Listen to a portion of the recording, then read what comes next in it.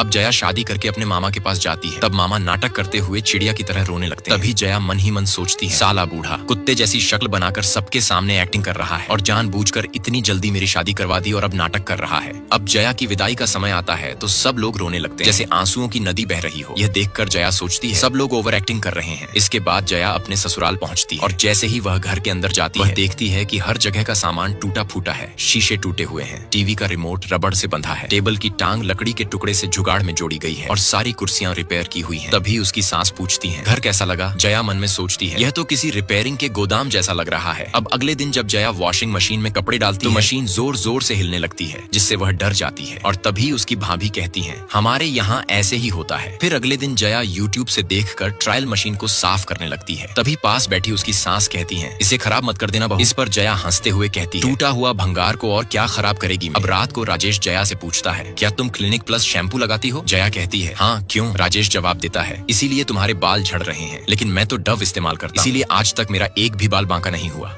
एक दिन जया सुबह सुबह रसोई में जाती है। तभी उसे अपनी सासू माँ का चेहरा अस्वस्थ सा दिखाई देता है। जया उनसे पूछती है माँ जी आपकी तबीयत ठीक नहीं लग रही, क्या हुआ? सासू माँ बताती हैं कि पाइल्स की समस्या है जिसकी वजह से कभी कभी बहुत दर्द होता है। जया उनकी बात सुनकर हल्का सा मुस्कुरा देती है। अगले दिन राजेश की माँ धूप में सूखी मिर्च सुखाने लगती है। राजेश उन्हें देखकर कहता है माँ मैंने आपसे कहा था कि सूखी मिर्च मत लाया कर, इससे आपकी बीमारी बढ़ सकती है, लेकिन माँ उसकी बात अनसुनी कर देती है। परेशान होकर राजेश गुस्से में आकर उन मिर्चों के ऊपर अपनी गाड़ी चढ़ा देता है। इसी बीच जया यूट्यूब से देखकर एक नया लड्डू बनाती है और खुशी खुशी अपनी पड़ोसी को खिलाती है। लेकिन जब जया की सास ने वह लड्डू खाया तो उन्हें पाचन में समस्या हो जाती है और उनका पड़ोसियों से झगड़ा हो जाता है। कुछ दिन बाद राजेश और जया के मायके जाते हैं। वहाँ जया के मामा बड़ी बड़ी बातें बनाते हैं जिससे राजेश को लगता है कि वे झूठी शिखी बघारते हैं और वह मुस्कुरा देता है। रात को जब राजेश खाना खा रहा होता है तब जया उसे अपनी MBBS की पढ़ाई के बारे में बताती है, लेकिन राजेश अपनी माँ की बीमारी को लेकर इतना तनावग्रस्त था कि गुस्से में टीवी का रिमोट तोड़ देता है। यह देख जया को भी एहसास होता है कि बवासीर का दर्द कितना कष्टदायक होता है। अगले दिन जया राजेश का तनाव दूर करने के लिए यूट्यूब से देखकर दूध से बनी मिठाई कुरमा बनाती है और राजेश को देती है, मगर राजेश गुस्से में आकर कुरमा फेंक देता है और जया को एक जोरदार थप्पड़ मार देता है। फिर गुस्से में कहता है मुझे ये मीठा पसंद नहीं, मुझे तो सिर्फ सांभर और रसम चाहिए और रोज वही खाना चाहिए। इस थप्पड़ की चोट और अपमान को याद कर जया सीढ़ियों पर बैठकर चुपचाप रोने लगती है। राजेश सांभर खाने के लिए जया को जोर से थप्पड़ मार देता है। जया इस थप्पड़ को याद करके रोने लगती है। उसे मनाने के लिए राजेश जया को फिल्म हॉल में फिल्म दिखाने ले जाता है, लेकिन जया वहाँ बैठी बैठी अब भी उस थप्पड़ के बारे में ही सोचती रहती है। पहले कॉलेज में टीचर से थप्पड़ खाया था और उसी की वजह से राजेश से शादी कर ली थी और अब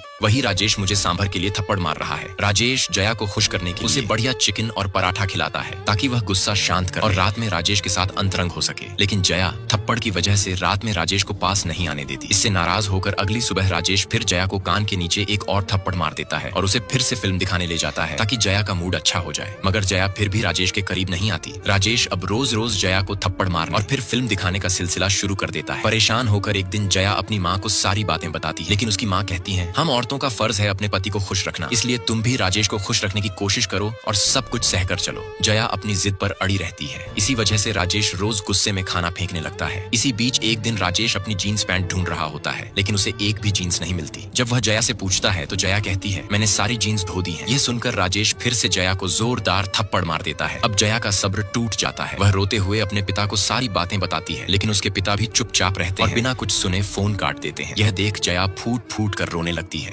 अब जया रोज रोज राजेश से थप्पड़ खाकर अकेले बैठकर रोती थी। एक रात जया की भाभी ने उसे हिम्मत देते हुए कहा तुम खुद को मजबूत बनाओ ताकि राजेश तुमसे डरने लगे। जया ने भाभी की इस बात को गंभीरता से लिया और अगले दिन से बिना डरे घर में सोफे पर मस्ती से बैठकर मोबाइल देखने लगी। तभी गुस्से में राजेश आता है और जया के ईयरफोन तोड़ देता है। वह जया का मोबाइल भी तोड़ने की कोशिश करता है, लेकिन अब जया पहले वाली कमजोर जया नहीं रही। अब वह सिंघम की तरह ताकतवर बन चुकी थी। जैसे ही राजेश मोबाइल छीनने की कोशिश करता है, जया मजबूती से मोबाइल पकड़ लेती है और उसे नहीं देती। राजेश गुस्से में उसे थप्पड़ मारने के लिए हाथ उठाता है, लेकिन जया राजेश का हाथ बीच में ही पकड़ लेती है और गुस्से में एक जोरदार लात मारती है। राजेश उड़कर सीधा टेबल के अंदर जा गिरता है। दरअसल जया रोज रोज थप्पड़ खाने की वजह से चुपचाप रातों को यूट्यूब से कुंग फू की प्रैक्टिस वीडियो देखती थी और खुद को मजबूत बनाने के लिए गुपचुप अभ्यास कर रही थी। आज उसी मेहनत का नतीजा था कि उसने राजेश को इतना जोरदार जवाब दिया। राजेश जया की इस मार से बुरी तरह डर जाता है और टेबल से बाहर निकलने के लिए टेबल को ही तोड़ देता है। डरते डरते वह पहले अपनी लुंगी ठीक करता है। जया फिर टेबल पर राजेश के लिए खाना परोसती है, लेकिन मार खाने के बाद राजेश की हालत ऐसी हो जाती है कि उसे भूख ही नहीं लगती। अगले दिन सुबह राजेश अपनी हालत और जया की सिंघम जैसी ताकत को सोचकर डरता रहता है। फिर वह दर्द से राहत पाने के लिए दवाई की दुकान जाता है और दुकानदार से कहता है भाई साहब मुझे लात लगी है, उसकी दवाई चाहिए। तब दुकानदार हंसते हुए कहता है भाई साहब पहले अस्पताल जाकर स्कैनिंग करा लो, फिर दवाई ले। नेक्स्ट पार्ट के लिए लाइक और कमेंट करें। अब राजेश अपनी पत्नी जया से सिंघम की तरह जोरदार लात खाने के बाद बहुत दर्द में था, इसलिए वह रात को अपनी मुर्गी फार्म पर ही बैठकर दर्द सह रहा था। तभी राजेश के आदमी आकर पूछते हैं कि क्या हुआ और उसे घर चलने के लिए कहते हैं। इस पर राजेश कहता है, तुम्हारी भाभी ने बड़ी जोरदार मारी है, इसीलिए अभी उठ नहीं सकता। राजेश के आदमियों ने उसे अस्पताल जाकर इलाज कराने की सलाह दी। फिर राजेश लंगड़ाते हुए अपनी गाड़ी के पास जाता है और किसी तरह घर लौट आता है। घर पहुंचते ही दर्द के कारण वह अपनी गाड़ी को सही तरीके से पार्क भी नहीं कर पाता, जिसे देखकर उसकी माँ और भाभी सोचती हैं कि आज राजेश नशा करके आया है। राजेश लंगड़ाते हुए धीरे धीरे घर के अंदर जाता है। तभी उसकी गाड़ी की चाबी नीचे गिर जाती है। दर्द के कारण वह झुककर चाबी भी नहीं उठा पाता। उसकी माँ पूछती है, क्या आज तू शराब पीकर आया है? इस पर राजेश कहता है, नहीं माँ, मैंने शराब को कभी हाथ भी नहीं लगाया। राजेश की माँ उसे डांटते हुए कहती है, रोज उस बेचारी जया को मारता है और खुद शराब पीकर घर आता है। माँ की बात सुनकर राजेश हैरान होकर जया की ओर देखता है और मन ही मन उस दिन की सिंघम वाली लात को याद करता है। फिर वह माँ से कहता है, मैंने गलती से जया पर हाथ उठा दिया था। इसके बाद राजेश फिर से चाबी उठाने की कोशिश करता है, लेकिन झुक नहीं पाता, इसलिए चाबी को ही लात मारकर दूर फेंक देता है। रात को राजेश डरते डरते बिस्तर पर लेटता है, लेकिन सो नहीं पाता। जैसे ही जया होश में आती है, राजेश डरते हुए उससे पूछता है, क्या तुमने कराटे सीखा है? इस पर जया बिना कुछ कहे चुपचाप सो जाती है और राजेश डर के मारे पूरी रात जागता रहता है। नेक्स्ट पार्ट के लिए लाइक और कमेंट करें।